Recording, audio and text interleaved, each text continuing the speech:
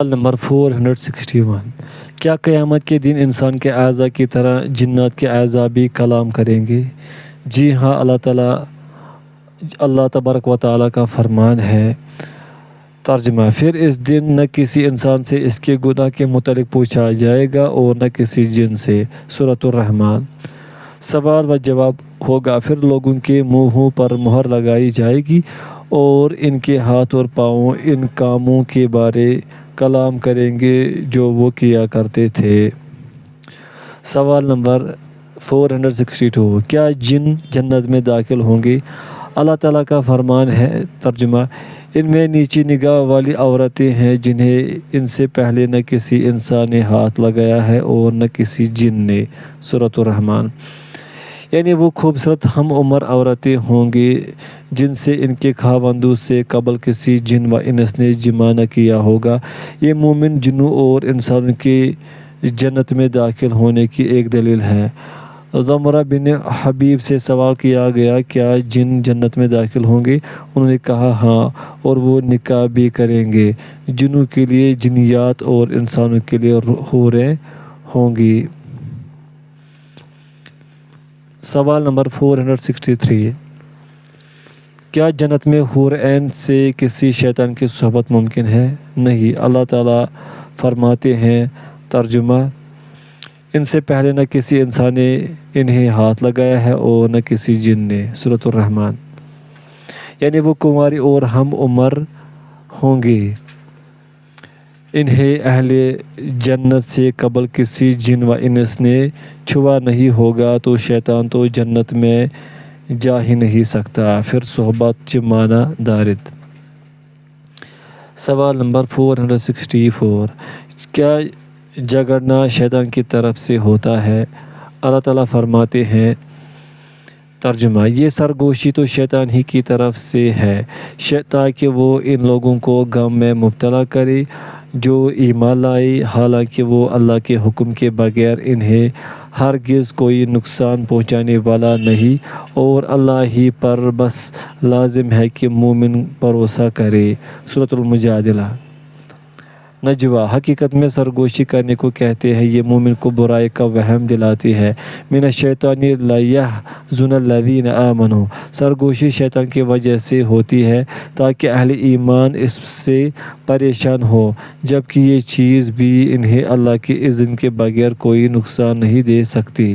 سیدنا ابن مسعود رضی اللہ عنہ سے روایت ہے، انہوں نے کہا کہ رسول اللہ صلی اللہ علیہ وسلم نے فرمایا، دو آدمی تیسرے کے بغیر سرگوشی نہ کرے، اس لیے کہ یہ تیسرے کو پریشان کر دے گی۔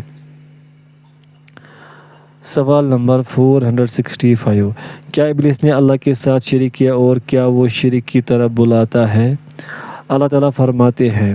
ترجمہ: شیطان کے حال کی طرح جب اس نے انسان سے کہا کفر کر، پھر جب وہ کفر کر چکا تو اس نے کہا بلا شبہ میں تجھ سے لا تعلق ہوں، بے شک میں اللہ سے ڈرتا ہوں جو تمام جہانوں کا رب ہے۔ سورۃ الحشر۔ اس آیت میں بنو اسرائیل کے ایک مشہور واقعہ کی طرف اشارہ ہے جو شیطان اور اس کی عبادت گزار بندے کے درمیان تھا، جس نے کسی عورت سے زنا کیا، پھر وہ حاملہ ہو گئی، پھر اس عابد نے عورت اور اس کے بچے کو دفن کر دیا تاکہ اس کا معاملہ ظاہر نہ ہو۔ پھر شیطان عورت کے بھائیوں کو خواب میں آیا اور انہیں وقوع کی خبر دی۔ بھائیوں نے قبر کو کھولا، اپنی بہن اور بچے کو مقتول پایا۔ پھر شیطان عابد کی طرف لوٹا اور وہ اس عابد کی سولی چڑھائے جانے کا وقت تھا۔ شیطان اس کے پاس آیا اور اسے بتایا کہ وہی اس سارے معاملے کا سبب تھا، اور اگر وہ عابد شیطان کو سجدہ کر لے تو وہ اسے نجات دلا سکتا ہے۔ پھر عابد نے شیطان کو سجدہ کیا، شیطان نے اسے اس کے حال پر چھوڑ دیا اور اس کا مذاق اڑایا اور کہا، انی بریء منک انی اخاف اللہ رب العالمین۔ اس بنا پر کفر کا حکم دینا کفر ہے اور شرک پر راضی ہونا شرک ہے۔ فلما جاءہم بالبینات قالوا ھذا سحر مبین۔ پھر جب وہ ان کے پاس واضح نشانیاں لے کر آیا تو انہوں نے کہا یہ کھلا جادو ہے۔ سورۃ الصف۔ فلما جاءہم یعنی احمد صلی اللہ علیہ وسلم جن کی بشارت گزشتہ زمانوں میں دی گئی اور قرون سابقہ میں اس کا ذکر واضح ہے، جب اس نبی کا ظہور اور وہ ان کے پاس روشن نشانیاں لایا تو مخالفین کافر لوگ کہنے لگے ھذا سحر مبین۔ سوال نمبر 466 کیا جن انسان سے افضل ہے؟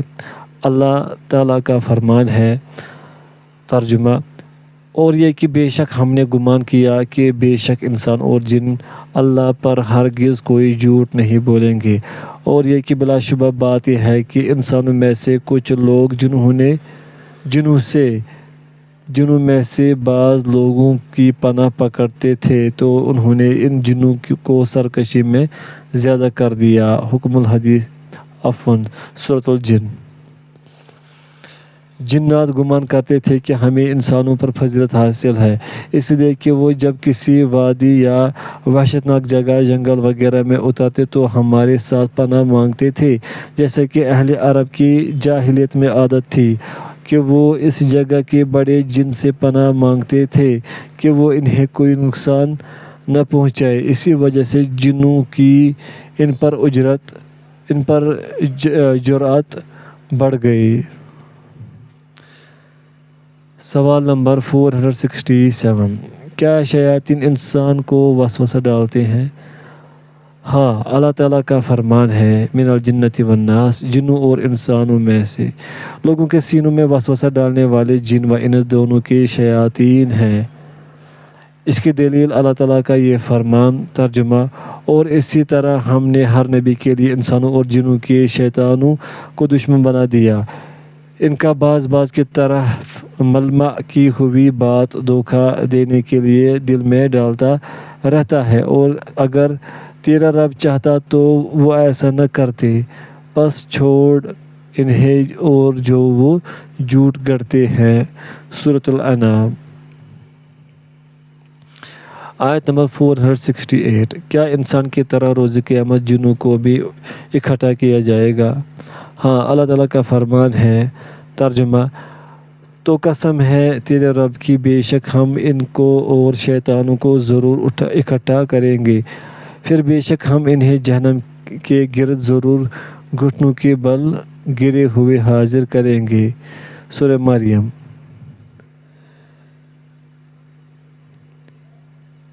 اور جس دن وہ ان سب کو جمع کرے گا، اے جنوں کی جماعت، بلا شبہ تم نے بہت سے انسانوں کو اپنا بنا لیا، اور انسانوں میں سے ان کے دوست کہیں گے، اے ہمارے رب، ہمارے بعض نے بعض سے فائدہ اٹھایا اور ہم اپنے اس وقت کو پہنچ گئے جو تو نے ہمارے لیے مقرر کیا تھا۔ فرمائے گا، آگ ہی تمہارا ٹھکانہ ہے، اس میں ہمیشہ رہنے والے ہو مگر جو اللہ چاہے، بے شک تیرا رب کمال حکمت والا، سب کچھ جاننے والا ہے۔ سورۃ الانعام۔ فَوَرَبِّكَ لَنَحْشُرَنَّهُمْ، اللہ تعالیٰ نے دلیل قائم کرنے کے بعد اپنی ذات کی قسم کھائی ہے کہ وہ انہیں ان کی قبروں سے آخرت کے دن اسی طرح اکٹھا کرے گا جیسے وہ مومنوں کو اکٹھا کرے گا، والشیطان، یعنی ہم ان کے دوستوں شیاطین کو بھی اکٹھا کریں گے۔ ایک قول یہ بھی ہے کہ ہر کافر کو ایک شیطان کے ساتھ ایک نیزہ میں اکٹھا کیا جائے گا، جیسا اللہ تعالیٰ نے فرمایا، اکٹھا کرو ان لوگوں کو جنہوں نے ظلم کیا اور ان کے جوڑوں کو اور جن کی وہ عبادت کیا کرتے تھے۔ سورۃ الصافات۔ مطلب یہ ہے کہ کافروں کو ان کے دوستوں ان شیاطین کے ساتھ اکٹھا کیا جائے گا جنہوں نے انہیں گمراہ کیا تھا۔ نمبر 469 کیا مومن جن جنت میں داخل ہوں گے جیسے نافرمان جن آگ میں داخل ہوں گے؟ ہاں، اللہ تعالیٰ کا فرمان ہے، ترجمہ، ان میں نیچی نگاہ والی عورتیں ہیں جنہیں ان سے پہلے نہ کسی انسان نے ہاتھ لگایا ہے اور نہ کسی جن نے۔ سورۃ الرحمن۔ امام ابن حزم رحمہ اللہ نے فرمایا مومن جن جنت میں داخل ہوں گے۔ امام ابن کثیر رحمہ اللہ نے فرمایا مومن جن مومن انسانوں کی طرح جنت میں داخل ہوں گے، اور سلف کی ایک جماعت کا یہی موقف ہے۔ اللہ تعالیٰ نے ثقلین جن و انس پر یہ احسان فرمایا کہ ان کے احسان کا بدلہ جنت کو ٹھہرایا، اور جنوں نے اس آیت فَبِأَيِّ آلَاءِ رَبِّكُمَا تُكَذِّبَانِ کا سامنا انسانوں کی نسبت مبالغہ آمیز الفاظ میں قولی شکر ادا کر کے کیا۔ انہوں نے کہا اے ہمارے رب، ہم تیری نعمتوں میں سے کسی چیز کی تکذیب نہیں کرتے اور تیرے لیے ہی سب تعریفیں ہیں۔ پھر اللہ تعالیٰ ایسا بھی نہیں کہ انہیں وہ جزا دے جسے وہ حاصل ہی نہ کر پائے۔ سوال نمبر 470، کلمہ ابلیس کا کیا معنی ہے؟ کہا گیا ہے کہ ابلیس ابلسہ سے مشتق ہے، اذا آیس یعنی جب وہ نا امید ہوا اور اس کا تعاقب و مقابلہ شروع کر دیا۔ اس کے ناموں سے دو نام حارث اور حاکم ہیں۔ اس کی کنیت ابو مرہ اور ابو کروبیین ہے۔ سوال نمبر 471، جن کے نام کی وجہ تسمیہ کیا ہے؟ جن کا نام جن ان کی استجنان یعنی لوگوں کی آنکھوں سے پوشیدہ ہونے کی وجہ سے ہے۔ ماں کے پیٹ میں موجود بچے کو بھی اسی وجہ سے جنین کہتے ہیں کہ وہ پوشیدہ ہوتا ہے۔ سوال نمبر 472، کلمہ الشیاطین کا کیا معنی ہے؟ یہ شیطانہ بہیمانہ دور ہوا سے مشتق ہے۔ وہ بالطبع انسان کی طبیعتوں سے دور ہے اور اپنی نافرمانی کی وجہ سے ہر خیر سے دور ہے۔ شیطان کا نام شیطان اس کی سرکشی اور حق سے دوری کی وجہ سے ہے، اس لیے جن و انس اور جانوروں میں سے ہر حد سے تجاوز کرنے والے سرکش کو شیطان کہتے ہیں۔ سوال نمبر 473، جن کو آگ کے ذریعے کیسے عذاب دیا جائے گا جبکہ وہ خود آگ سے پیدا کیا گیا ہے؟ اللہ تعالیٰ کا فرمان ہے، ترجمہ، اور جنوں کو اس سے پہلے لو کی آگ سے پیدا کیا۔ سورۃ الحجر۔ نیز اللہ تعالیٰ کا فرمان ہے، ترجمہ، اور جن کو آگ کے شعلے سے پیدا کیا۔ سورۃ الرحمن۔ اور اللہ تعالیٰ کا فرمان ہے، ترجمہ، فرمایا تجھے کس چیز نے روکا کہ تو سجدہ نہیں کرتا جب میں نے تجھے حکم دیا؟ اس نے کہا میں اس سے بہتر ہوں، تو نے مجھے آگ سے پیدا کیا اور تو نے اسے مٹی سے پیدا کیا۔ سورۃ الاعراف۔ سیدہ عائشہ رضی اللہ عنہا سے روایت ہے کہ رسول اللہ صلی اللہ علیہ وسلم نے فرمایا فرشتے نور سے پیدا کیے گئے اور جن آگ کے شعلے سے پیدا کیے گئے، اور آدم علیہ السلام کو اس چیز سے پیدا کیا گیا جو تمہیں بیان کر دی گئی ہے، یعنی مٹی سے۔ قرآن و حدیث کی دلائل سے معلوم ہوا کہ انسان مٹی سے بنا ہے، لیکن آدمی کی طرف دیکھنے والا اسے گوشت و خون سے مرکب جسم پاتا ہے، مٹی تو وہ بھی نہیں ہوتا۔ جبکہ خلاصہ یہ ہے کہ جن و شیاطین کی اصل آگ ہے اور وہ اب حقیقت میں آگ کی حالت میں نہیں ہے، جیسے اولاد آدم کی اصل مٹی ہے اور اب وہ حقیقت میں مٹی نہیں ہے۔ جب تجھے یہ معلوم ہو گیا تو اب یہ بات بھی جان لے کہ جس طرح سے اولاد آدم کو مٹی سے تکلیف دی جا سکتی ہے اور اسے مٹی سے عذاب دینا ممکن ہے، اسی طرح سے جن و شیاطین کو آگ سے اذیت و عذاب دینا بھی ممکن ہے۔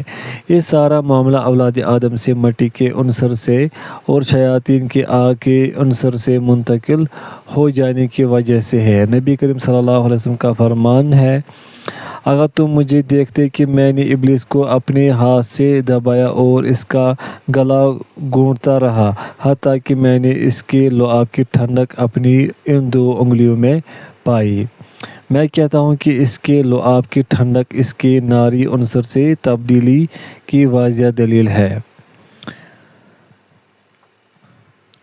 سوال نمبر 474، ابلیس کا عرش کہاں پایا جاتا ہے؟ سیدنا جابر بن عبداللہ رضی اللہ عنہ سے روایت ہے، انہوں نے کہا کہ میں نے رسول اللہ صلی اللہ علیہ وسلم کو فرماتے ہوئے سنا، ابلیس کا عرش سمندر پر ہے، پھر وہ لوگوں کو فتنے میں ڈالنے کے لیے لشکروں کو بھیجتا ہے، اور ان میں سب سے بڑا مقام کے اعتبار سے وہ ہوتا ہے جو سب سے بڑھ کر انہیں فتنے میں مبتلا کرنے والا ہو۔ حدیث میں مذکور ابلیس کے عرش کا سمندر پر ہونا اس بات پر دلالت کرتا ہے کہ وہ سمندروں اور بحیروں میں رہتے ہیں، اس لیے سمندر میں اترتے وقت ان سے اللہ کی پناہ انتہائی ضروری ہے۔ سوال نمبر 475، احد کے دن شیطان نے کیا کیا تھا؟ سیدہ عائشہ رضی اللہ عنہا سے روایت ہے کہ انہوں نے کہا، احد کے دن جب مشرکین شکست کھا گئے، ابلیس نے چیخ کر کہا، اللہ کے بندو اپنی پچھلی طرف اگلی صفوں والے پیچھے پلٹے تو پچھلوں سے گتھم گتھا ہو گئے۔ حذیفہ رضی اللہ عنہ نے دیکھا کہ ان کی تلوار کی زد میں اس کا باپ ہے، تو پکار کر کہا، اللہ کے بندو میرا باپ۔ اللہ کی قسم وہ ان سے ہاتھ روکنے سے قبل انہیں شہید کر چکے تھے۔ حذیفہ رضی اللہ عنہ نے کہا، اللہ تمہیں معاف کرے۔ عروہ نے کہا، حذیفہ کے دل میں ہمیشہ اس خیر سے حصہ باقی رہا حتیٰ کہ وہ اللہ سے جا ملے۔ سوال نمبر 476، کیا ابلیس چہرہ رسول صلی اللہ علیہ وسلم کو جلانا چاہتا تھا؟ سیدنا ابو درداء رضی اللہ عنہ سے روایت ہے، انہوں نے کہا کہ رسول اللہ صلی اللہ علیہ وسلم نماز کے لیے کھڑے ہوئے، ہم نے آپ کو کہتے ہوئے سنا، اعوذ باللہ منک، میں تجھ سے اللہ کی پناہ پکڑتا ہوں۔ پھر آپ صلی اللہ علیہ وسلم نے فرمایا، العنک بلعنت اللہ، میں تجھ پر اللہ تعالیٰ کی لعنت کرتا ہوں۔ 3 بار ایسے ہوا اور آپ صلی اللہ علیہ وسلم نے کسی چیز کو پکڑنے کی طرح اپنا ہاتھ بڑھایا۔ جب آپ صلی اللہ علیہ وسلم نماز سے فارغ ہوئے تو ہم نے کہا، اے اللہ کے رسول صلی اللہ علیہ وسلم، ہم نے آپ صلی اللہ علیہ وسلم کو نماز میں وہ کہتے سنا جو ہم نے آج تک آپ صلی اللہ علیہ وسلم کو کہتے ہوئے نہیں سنا۔ ہم نے آپ صلی اللہ علیہ وسلم کو دیکھا کہ آپ صلی اللہ علیہ وسلم نے اپنا ہاتھ بڑھایا ہے۔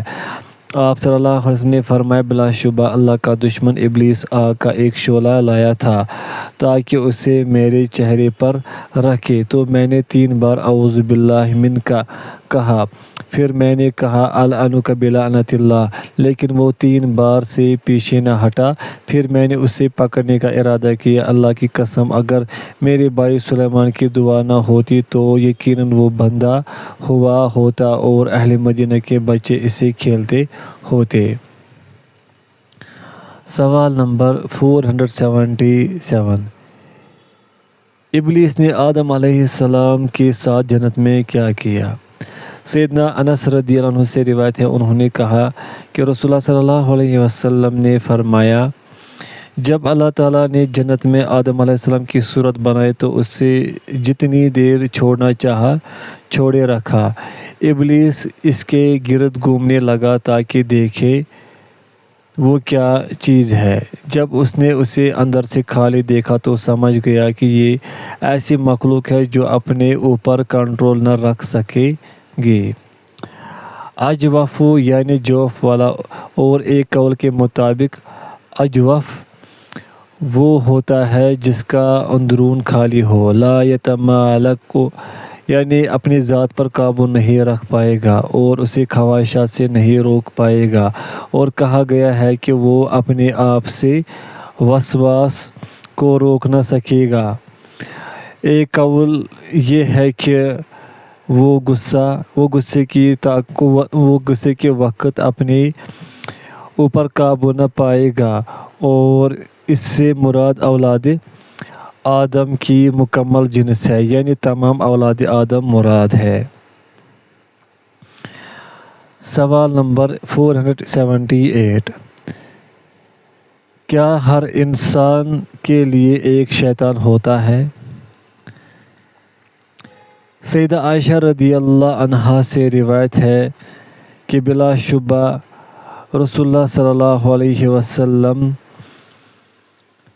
ایک رات ان کے پاس سے نکلے، کہتی ہے مجھے آپ پر غیرت آئی۔ آپ صلی اللہ علیہ وسلم آئی اور دیکھا کہ میں کر رہی ہوں، پھر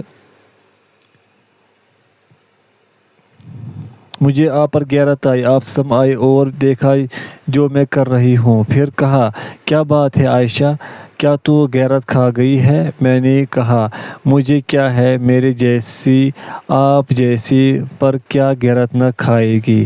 پھر رسول اللہ صلی اللہ علیہ وسلم نے فرمایا کیا تیرے پاس تیرا شیطان آ گیا تھا؟ اس نے کہا اے اللہ کے رسول صلی اللہ علیہ وسلم کیا میرے ساتھ شیطان ہے؟ آپ صلی اللہ علیہ وسلم نے فرمایا ہاں۔ میں نے پوچھا کیا ہر انسان کے ساتھ؟ آپ صلی اللہ علیہ وسلم فرمایا ہاں۔ میں نے کہا کیا آپ صلی اللہ علیہ وسلم کے ساتھ بھی اے اللہ کے رسول صلی اللہ علیہ وسلم؟ آپ صلی اللہ علیہ وسلم نے فرمایا ہاں، لیکن اللہ نے اس کے خلاف میری مدد کی ہے حتیٰ کہ وہ مسلمان ہو گیا ہے۔ سوال نمبر 479،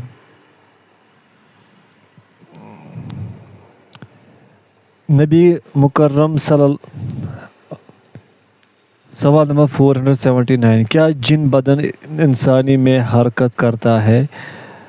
نبی مکرم صلی اللہ علیہ وسلم نے فرمایا بے شک شیطان انسان میں خون کے پہنچنے کی طرح پہنچتا ہے اور مجھے اس بات کا اندیشہ ہے کہ وہ تمہارے دلوں میں کوئی چیز پھینک دے گا۔